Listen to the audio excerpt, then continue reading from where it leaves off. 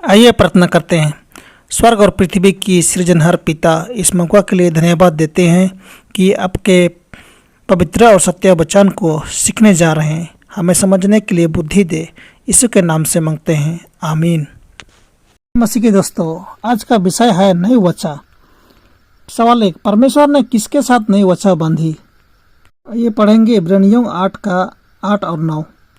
पर परमेश्वर लोगों पर दोष लगाकर कहता है, प्रभु कहता है, देखो वे दिन आते हैं कि मैं इजराइल के घराने के साथ और यहूदा के घराने के साथ नई वाचा बांधूंगा। परमेश्वर ने नई वाचा इजराइल के घराने के साथ और यहूदा के घराने के साथ बांधी, अर्थात क्रिश्चियनों के साथ बांधी जो यीशु के बलिदान के बाद हैं।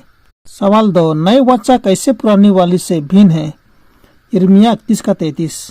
परंतु जो वाचा मैं उन दिनों के बाद इजराइल के घराने से बांधूंगा वह यह है, मैं अपनी व्यवस्था उनके मन में समाऊंगा और उसे उनके हृदय पर लिखूंगा और मैं उनका परमेश्वर ठहरूंगा और वे मेरी प्रजा ठहरेंगे। युवा की यह वाणी है। फिर रोमियो 8 का 3 और 4। क्योंकि जो काम व्यवस्था शरीर के कारण दुर्बल होकर ना कर सका, उसको परमेश्वर ने किया, अर्थात अपने ही पुत्र को पापमय शरीर की समानता में और पाप के बलिदान होने के लिए भेजकर शरीर में पाप पर दंड की आज्ञा दी, इसलिए कि व्यवस्था की विधि हम में जो शरीर के अनुसार नहीं वरन आत्मा के अनुसार चलते हैं पूरी की। कुलस्सियों 1:27। जिन पर परमेश्वर ने प्रकट करना चाहा कि उन्हें ज्ञात हो कि अन्य जातियों में उस भेद की महिमा का मूल्य क्या है, और वह यह है कि मसीह जो महिमा की आशा है तुम में रहता है। इफिसियों 3:16-20। कि वह अपनी महिमा के धन के अनुसार तुम्हें यह दान दे कि तुम उसके आत्मा से अपने भीतरी मनुष्यत्व में सामर्थ्य पाकर बलवंत होते जाओ और विश्वास के द्वारा मसीह तुम्हारे हृदय में बसे, कि तुम प्रेम में जड़ पकड़कर और नींव डालकर सब पवित्र लोगों के साथ भली भांति समझने की शक्ति पाओ कि उसकी चौड़ाई और लंबाई और ऊंचाई और गहराई कितनी है, और मसीह के उस प्रेम को जान सको जो ज्ञान से परे है, कि तुम परमेश्वर की सारी भरपूरी तक परिपूर्ण हो जाओ। अब जो ऐसा समर्थी है कि हमारी विनती और समाज से कहीं अधिक काम कर सकता है, उस समर्थक के अनुसार जो हम में कार्य करता है, कलीसिया में और मसीह यीशु में उसकी महिमा पीढ़ी से पीढ़ी तक युगनायुग होती रहे, आमीन। नई वाचा की पुष्टि क्रूस पर हुआ जब यीशु अपना प्राण दिया। यीशु ने अपने लोगों की श्रद्धांजलि लेने से तब तक इनकार कर दिया जब तक कि उसे यह आश्वासन नहीं मिल गया कि उसका बलिदान पिता द्वारा स्वीकार कर लिया गया है। वह स्वर्गीय अदालतों में चढ़ गया और परमेश्वर से उसने यह आश्वासन सुना कि मनुष्यों के पापों के लिए उसका प्रायश्चित पर्याप्त था और उसके लहू के द्वारा सभी को अनंत जीवन मिल सके। पिता ने मसीह के साथ की गई वाचा की पुष्टि की कि वह पश्चातापी और आज्ञाकारी मनुष्यों को ग्रहण करेगा और वह उनसे वैसे ही प्रेम करेगा जैसे वह अपने पुत्र से करता है। फिलिपियों 4:13। जो मुझे समर्थ देता है उसमें मैं सब कुछ कर सकता हूँ। सवाल 3, इस वाचा का मध्यस्थ कौन है? इब्रानियों 8 का 1 और 6।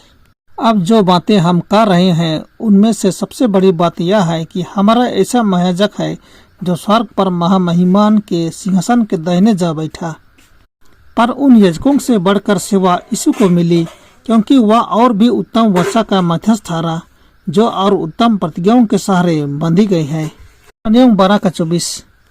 और नई वाचा के मध्यस्थ यीशु और छिड़काव के उस लहू के पास आए हो जो हाबिल के लहू से उत्तम बातें कहता है। इस वाचा का मध्यस्थ यीशु मसीह है। सवाल 4, वाचा है वहाँ क्या आवश्यक है? इब्रानियों 9 का 16 और 17। क्योंकि जहाँ वाचा बांधी गई है वहाँ वाचा बांधने वाले की मृत्यु का समझ लेना भी अवश्य है, क्योंकि ऐसी वाचा मरने पर पक्की होती है और जब तक वाचा बांधने वाला जीवित रहता है तब तक वाचा काम की नहीं होती। सवाल 5, इस नई वाचा का पुष्टि कहाँ और कैसे किया गया? यूहन्ना 19 का 30। जब यीशु ने यह सिरका लिया तो कहा पूरा हुआ, और सिर झुकाकर प्राण त्याग दिए। यूहन्ना 20:17। यीशु ने उससे कहा, मुझे मत छू, क्योंकि मैं अब तक पिता के पास ऊपर नहीं गया, परंतु मेरे भाइयों के पास जाकर उनसे कहा दे कि मैं अपने पिता और तुम्हारे पिता और अपने परमेश्वर और तुम्हारे परमेश्वर के पास ऊपर जाता हूँ। नए वचा का पुष्टि क्रूस पर हुआ जब यीशु अपना प्राण दिया। यीशु ने अपने लोगों की श्रद्धांजलि लेने से तब तक इनकार कर दिया जब तक कि उससे यह आश्वासन नहीं मिल गया कि उसका बलिदान पिता द्वारा स्वीकार कर लिया गया है। वह स्वर्गीय अदालतों में चढ़ गया और परमेश्वर से उसने यह आश्वासन सुना कि मनुष्यों के पापों के लिए उसका प्रायश्चित पर्याप्त था और उसके लहू के द्वारा सभी को अनंत जीवन मिल सकता है। पिता ने मसीह के साथ की गई वाचा की पुष्टि की कि वह पश्चातापी और आज्ञाकारी मनुष्यों को ग्रहण करेगा और वह उनसे वैसे ही प्रेम करेगा जैसा वह अपने पुत्र से करता है। सवाल 6, पौलुस ने किस रूपक से दोनों बच्चाओं के बीच अंतर स्पष्ट किया? गलातियों 4:21-31। तुम जो व्यवस्था के अधीन होना चाहते हो मुझसे कहो, क्या तुम व्यवस्था की नहीं सुनते?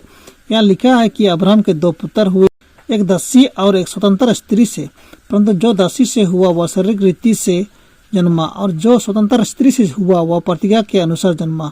इन बातों में दृष्टांत है कि ये स्त्रियां मानो 2 बच्चाएं हैं, एक तो सीनै पहाड़ की जिससे दास ही उत्पन्न होते हैं और वह हगर है, और हगर मानो अरब का सीनै पहाड़ है और आधुनिक यरूशलेम उसके तुल्य है क्योंकि वह अपने बालकों समेत दसत्व में है। पर ऊपर की यरूशलेम स्वतंत्र है और वह हमारी माता है क्योंकि लिखा है, हे बांझ तू जो नहीं जानती अनाथ कर, तू जिसको पीड़ा नहीं उठती गला खोलकर जय जयकार कर, क्योंकि त्यागी हुई की संतान सुहागिन की संतान से भी अधिक है। हे भाइयों, हम इसहाक के समान प्रतिज्ञा की संतान है, और जैसा उस समय शरीर के अनुसार जन्मा हुआ आत्मा के अनुसार जन्मे हुए को सताता था बस ही आप भी होता है। परंतु पवित्र शास्त्र क्या कहता है? दासी और उसके पुत्र को निकाल दे, क्योंकि दासी का पुत्र स्वतंत्र स्त्री के पुत्र के साथ उत्तराधिकारी नहीं होगा। इसलिए हे भाइयों, हम दासी के नहीं परंतु स्वतंत्र स्त्री की संतान हैं। सवाल 7, इस पाठ के अध्ययन से हम उद्धार के संबंध में किस निष्कर्ष पर पहुंचते हैं? इफिसियों 2:8-10। क्योंकि विश्वास के द्वारा अनुग्रह ही से तुम्हारा उद्धार हुआ है, और यह तुम्हारी ओर से नहीं वरन परमेश्वर का दान है, और न कर्मों के कारण ऐसा न हो कि कोई घमंड करे, क्योंकि हम परमेश्वर की रचना है और मसीह यीशु में उन भले कामों के लिए सृजे गए जिन्हें परमेश्वर ने पहले से हमारे करने के लिए तैयार किया। यह पुरानी वाचा मुक्ति का साधन नहीं था। क्रूस के दोनों ओर जो लोग बचाए गए हैं वे यीशु में विश्वास के द्वारा उसकी शक्ति के द्वारा हृदय में निवास करने के द्वारा बचाए गए हैं। दोनों वाचा में समानताएं इस प्रकार हम देखते हैं। नंबर ए, दोनों को वाचा कहा गया है। नंबर बी, दोनों की पुष्टि लहू से की गई है। नंबर सी, दोनों को परमेश्वर के व्यवस्था को आधार बनाकर बनाया गया था। नंबर डी, दोनों परमेश्वर और लोगों के बीच बने थे। नंबर ई, दोनों की स्थापना प्रतिज्ञाओं पर की गई थी। और दोनों वचाओं में अंतर इस प्रकार है। नंबर ए, एक को पुरानी वचा कहा गया है, दूसरी को नई वचा कहा गया। नंबर बी, एक को पहली वचा कहा गया, दूसरी को दूसरी वचा कहा गया। नंबर सी, एक को अस्थायी समझौता कहा गया, दूसरी स्थायी वचा थी। नंबर ई, एक दोषपूर्ण था, दूसरा एक बेहतर वचा है। नंबर एक की स्थापना लोगों के वादे पर की गई थी, दूसरा परमेश्वर के वादों पर स्थापित है। नंबर जी, एक के पास कोई मध्यस्थ नहीं था, दूसरे के पास एक मध्यस्थ है। नंबर एच, पुरानी वचा में पाप की क्षमा का कोई प्रावधान नहीं था, नई वचा में पाप की क्षमा का प्रावधान है। ध्यान दे दोस्तों। नंबर 1, पिता और पुत्र के बीच आयोजित शांति परिषदों में एक पूरी योजना तैयार की गई थी, जिसके द्वारा यदि मनुष्य ने पाप किया तो उससे छुटकारा दिलाया जा सकता था। जकरिया 6:12 और 13। यह असंभव था कि योजना मृत्युदंड को रद्द करने के विचार पर आधारित हो और इसके लिए विकल्प मृत्यु प्रदान की जानी चाहिए थी, जो व्यवस्था के तोड़े गए मांगों को पूरा कर सके। मनुष्य को बचाने के लिए परमेश्वर को मनुष्य के पापों का दंड चुकाना पड़ा। नंबर 2, यह विस्मय और श्रद्धा के साथ है कि हम मसीह को पिता के सामने स्वयं को प्रस्तुत करते हुए देखते हैं और स्वेच्छा से मानव मुक्ति में इस भूमिका को निभाने की व क्रूस पर जाने की पेशकश करता है। नंबर 3, यह मनुष्य को बचाने में मसीह का हिस्सा होना था। इस प्रकार वह दुनिया की नींव से मरा गया, मेमना बन गया। प्रकाशित वाक्य 13:8। नंबर 4, अनंत बच्चा में पिता की भूमिका भी उतनी ही महत्वपूर्ण थी। उसने यीशु मसीह द्वारा दिए गए प्रस्ताव को इतनी आसानी से स्वीकार कर लिया, कोई विकल्प नहीं था। नंबर 5, पिता इस बात पर भी सहमत था कि जिन्हें मसीह के बलिदान के माध्यम से किए गए प्रावधानों को स्वीकार करना चाहिए, उन्हें परमेश्वर के पुत्र बनने की शक्ति दी जानी चाहिए। नंबर 6, वह उसके पाप क्षमा करेगा। नंबर 7, वह उनकी प्रार्थना सुनेगा। नंबर 8, वह उन पर मसीह की धार्मिकता का आरोप लगाएगा और उन्हें प्रदान करेगा। नंबर 9, वह मसीह के बच्चों को कब्र से उठाएगा। नंबर 10, वह उन्हें अनंत जीवन का अनमोल उपहार देगा। नंबर 11, वह पृथ्वी को नवीनीकृत करके और मुक्ति प्राप्त लोगों को उसमें रखकर उन्हें स्वर्ग में उनके लंबे समय से खोए हुए घर में पुनर्स्थापित करेगा। नंबर 12, वह उनके साथ सर्वदा वास करेगा। परमेश्वर आप सबों को आशीष दे। आमीन।